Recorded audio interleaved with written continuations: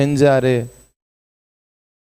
கர்த்தர் என்னெல்லாம் செய்யலை அப்படின்னு நீங்கள் எழுதி பாருங்க. ஃப்ரீயாக இருக்க நேரத்தில் கர்த்தர் என்னெல்லாம் செஞ்சாரு, என்னெல்லாம் செய்யலை, என்ன செஞ்சிருக்கிறாரு, என்ன இது வரைக்கும் என் லைஃப்பில் செய்யவே இல்லை, எழுதி வைத்து அதற்காக நீங்கள் நன்றி சொல்லணும்.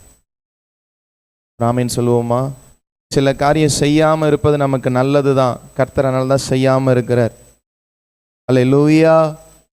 சில காரியத்தை செய்திருக்கிறார்ல, அந்த நல்ல காரியத்திற்காக நன்றி சொல்லணும்.